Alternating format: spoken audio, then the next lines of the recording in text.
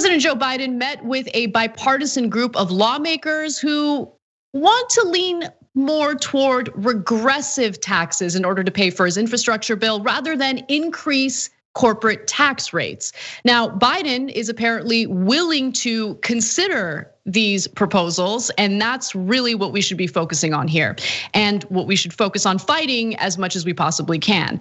Now, the Wall Street Journal reports that Republicans said they remain opposed to raising taxes on corporations and pushed for a narrower package, meaning much of what we like in that bill is something that is likely going to be proposed as something that Republicans are going to propose stripping from the bill. Biden showed an openness to breaking his proposal into smaller parts and considering different ways to pay for it, according to the lawmakers who attended that meeting. And we're going to quote a few of them in just a minute, and it is pretty infuriating. But Biden, according to the Wall Street Journal, said he was prepared to negotiate on the extent of the infrastructure project as well as how we pay for it. I think everyone acknowledges that we need a significant infrastructure bill or increase in infrastructure. It's going to get down to what we call infrastructure. Okay.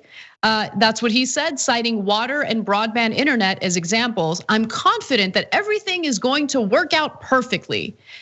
But he did emphasize that he does not want the infrastructure bill to add to the deficit. And that's already a red flag because this is the talking point that Republicans will use as leverage to get him to essentially cut things out of the proposal and possibly shift the funding away from the wealthy and more toward ordinary Americans. And by the way, Republicans are just saying it flat out. So, for instance, Representative Don Young from Alaska said in an interview after the meeting that the American public should participate in paying for the package to make them more invested, likely through some kind of mileage fee so that electric vehicles also pay for using roads. He said that. He said that openly and transparently.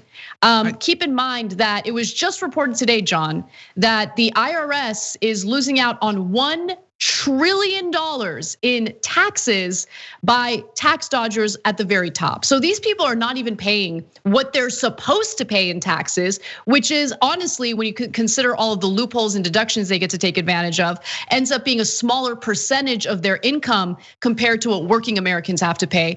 But it's amazing that that's the talking point that we're hearing now. Maybe ordinary Americans who are already squeezed by this terrible economic system, maybe they should pay more into this. Sorry for cutting you off. Classic closed-minded Anna. She can't see what we see, a future with an America full of new roads and bridges and green buildings and all that. And a bunch of Americans just looking around saying, I just don't feel connected to any of this. I don't feel like I gave. It's so insulting. Like you could at least just say we want to tax, the electric cars. Don't come up with this completely insulting thing about just being in it together, because it's a very easy response to say electricity's already taxed, just like gas. We tax gas for the cars, we tax electricity for the cars. We also tax the cars, by the way. And we pay to register it. Electric cars already contribute. That's so massively insulting. I agree with you about the red flags. Now, him saying that he doesn't want it to increase the deficit doesn't have to be a red flag. In theory, you could just tax corporations of the wealthy enough to pay for it, and you could get whatever you want, 2 trillion, 3 trillion, 4 trillion, and have it not increase the deficit. But in reality, it probably is. That's probably not going to be how it actually goes. And the deficit doesn't matter. They demonstrated that for 4 years. Republicans don't give a damn about it. Why is Biden so readily playing into the most obvious cyclical con that we've identified? We know exactly how this works. And so the entire thing, highly frustrating. And if he is going to be negotiating, that's why when they rolled out the plan, we were nervous about the starting figure, because Biden doesn't strike us as a sort of person where that number is likely to inflate, but they're already talking about how it might shrink. Yeah, exactly. The people who are talking about how this infrastructure bill might shrink are actually Democrats. As the Wall Street Journal reports, some Democrats expect several provisions in Biden's plan, including some of its labor protections, to be ineligible for approval under reconciliation. So that's their way of saying like, the parliamentarian will come to the rescue on this too, don't worry.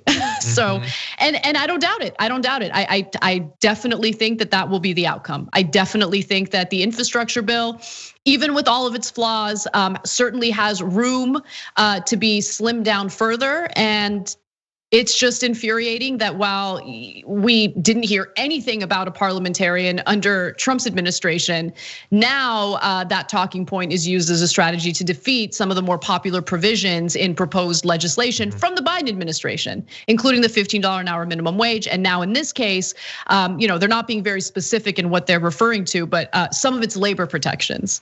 And they don't really have to be specific, because that is what they're gonna target. I mean, we all know that. And it's not something that is unique to Republicans. It's certainly not unique to Democrats. This is something that corporations certainly want to do away with. Anything that strengthens labor, they want to do away with. So it's also, in my opinion, a foreshadowing sign for the fate of the PRO Act, which is a piece of legislation meant to make it easier for employees to unionize and have collective bargaining power. And honestly, if we really want to have any say in these types of policies as workers, you need to have labor power, but it's difficult to get it when you have an incredibly corrupt Congress. And I wonder, you've probably seen, many people watching this have probably seen what I've seen, which is when they announced that the infrastructure plan was so-and-so and we're gonna pay for it with these new taxes, a few corporations came out and they're like, yeah, no, that's totally cool.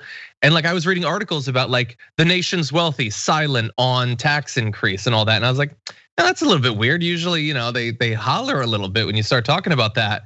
But what if they were already reassured that it wasn't going to happen? Or what if they just had good cause to be confident that it wouldn't happen? Why make a big fuss out of it if you don't think that there's any chance that it actually passes? There were very few outlets that reported on the US Chamber of Commerce meeting with Biden in the Oval Office in the lead up to the relief bill, the coronavirus relief bill. Very little reporting on that. I think it was like Common Dreams and maybe the Daily Poster that reported on that meeting. But immediately following that, Biden gave up on a $15 an hour minimum wage immediately.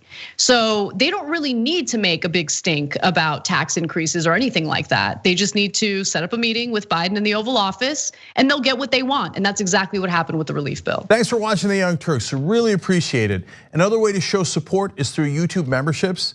You'll get to interact with us more. There's live chat emojis, badges. You've got emojis of me, Anna, John, JR. So those are super fun. But you also get playback of our exclusive member only shows and specials right after they air. So all of that, all you gotta do is click that join button right underneath the video. Thank you.